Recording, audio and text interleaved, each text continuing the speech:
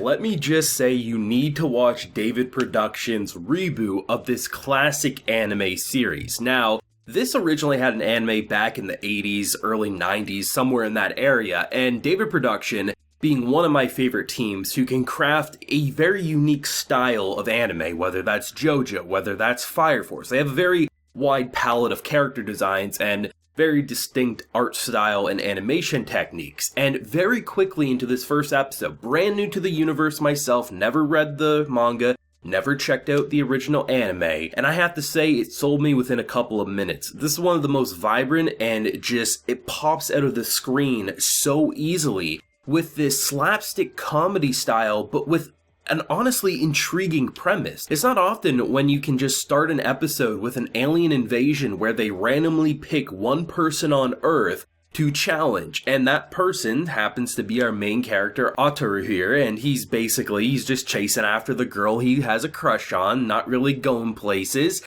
And unfortunately for him, the person he has to go up against is this cutie of an alien, and they have to play a game of tag. And because this girl, his childhood crush more than likely, agrees that, you know what, I'll end up being with you, hell, we'll get married. He cheers and he chants marriage, marriage, marriage, to the point that by the time he grabs this alien Lum by the horns and wins, she thinks it's a declaration of marriage. And because of that, you have one of the most hilarious love triangles I think I've seen, because you have an alien with a very powerful daddy and backing of alien army that you're basically married, engaged to, who the hell knows what you want to describe this relationship as you have a man with no romantic connection to Lum, but unfortunately if you talk to other women, that's considered cheating, and you will then have a wrath of a UFO basically coming down at you as you get struck by lightning. This shit is wild as a premise, and it feels so retro, right? Often when you have those shows that either get a reboot or a first-time anime adaptation, but it's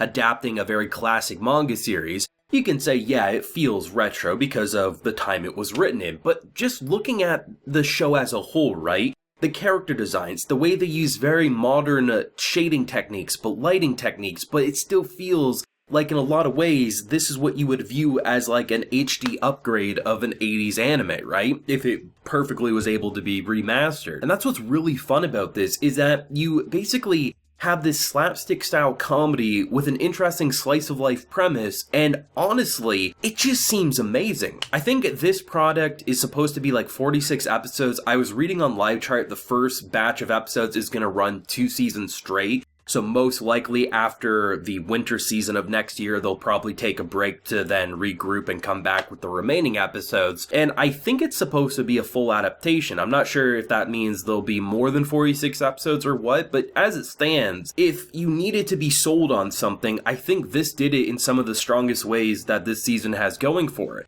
I put it up there with Akiba Maid War, if I'm being honest. I mean, very two different styles of anime, but both did the exact thing they needed to do in order to sell you on saying, I need to see where this goes from here. From what I've heard, I know very little about this show, besides what the synopsis basically laid out and the trailer that looked very, very impressive. I have heard it's not a harem, so it's not going to be something where there's going to be like multiple love interests past probably childhood crush and Lum is kind of my understanding, but either way, I think it's really funny because in a lot of ways it kind of reminded me of Pop Team Epic in certain cases with the way they would direct a joke, and there's just something so charming about watching something like this that really, they're just memorable characters across the board. You can look at the parents, right? Mother seems like she's just disappointed. Father is giving his old raincoat so he can chase after the girl of his dreams, thinking he's about to die during that. You have this old mentor kind of guy who basically just insults this man to his face, Cherry here, and he's just a absolute meme and a half. You have just all these different personalities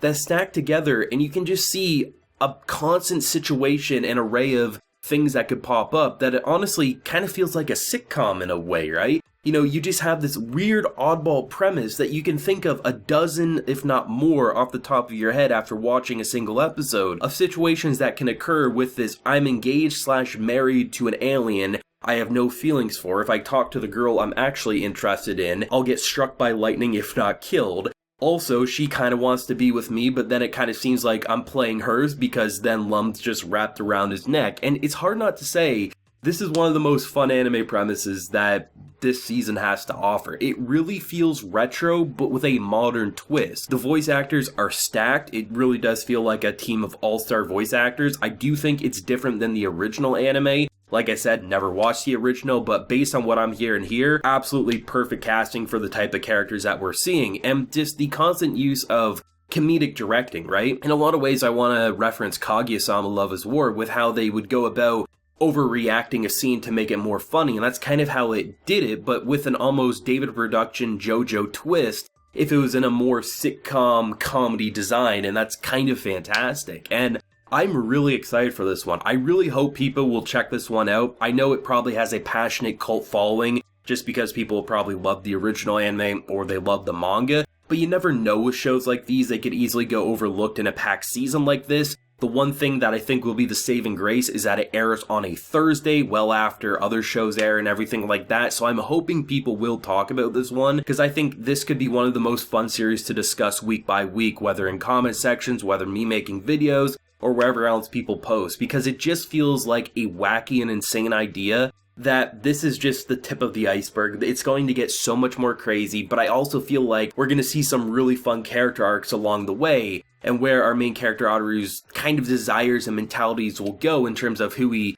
ends up falling in love with, because it feels natural that eventually he might, actually develop some feelings for this girl, but at the same time, he kind of has this kind of playboy persona, but I love the fact that he kind of just gets beaten down every time he brings it up, or gets called butt-ass ugly to his face by this old man who, in return, almost gets him killed at one point when he basically tries to push him away from lightning, and in return, pushes him to get crushed by a goddamn hydro pole, and I'm like, this show is wild. If you follow the channel long enough, you know the more insane or the more wacky an anime premise is, the more I'm probably gonna get a kick out of it, and this just screams pure anime. It's something that's just unfiltered fun. Immediately the visuals just grab you because they're just so beautiful, they're colorful, they're poppy, and it constantly has fun with the art design with the character models to make them even more absurd if it's an insane idea.